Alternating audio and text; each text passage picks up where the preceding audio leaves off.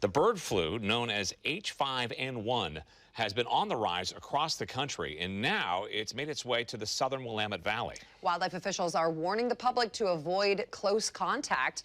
Fox 12's Paulina Aguilar has much more on how really big of a risk this is to the public. Paulina. Well, Bonnie, wildlife officials are saying that it's really low risk for people, but they still want you to be careful. Several Canada goose goslings were found at the Alton Barker Park in Eugene and tested positive for avian influenza.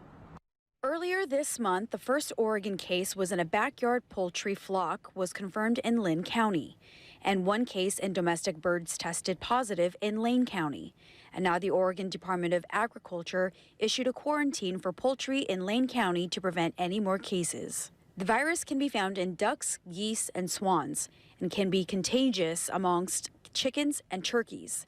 Dr. Amber Idle from Washington State Veterinarian says to keep birds away from waterfowl. If you have a pond and you know there's wild waterfowl there, you know there's ducks, you know there's mallards, you know there's snow geese, you know there's Canada geese, and you know they're spending time there or they're hatching goslings there, you can assume that there's a pretty high viral load out there in the environment. According to the CDC, the risk to the public is low. There is one human case in Colorado. Dr. Idle is suggesting to stop the sale of live poultry markets to help avoid transmission. The reason I didn't mandate that we stop and we ban all markets and exhibitions and that sort of thing is because what ends up happening is people just take their sales out into the parking lot, and then we have zero traceability of those animals. Here are some ways to stay safe. Keep bird feeders clean and take them down if you see sick or dead birds nearby or in your neighborhood.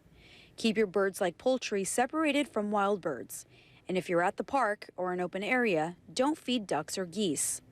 And when it comes to pets, Dr. Idle says there's no science that says the virus can infect a cat or a dog, but to still be cautious.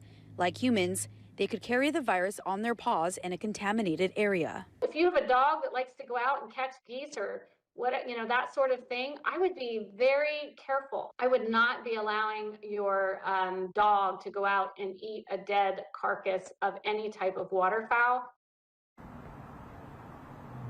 Two zoos in Washington have moved their birds indoors and away from public view, but Oregon Zoo has yet to do so. If you do encounter a sick or a dead bird, you're urged to call the Oregon Wildlife. And for more information, we'll have that on our website at kptv.com. Reporting in Hillsborough, Paulina Aguilar, Fox 12 Oregon.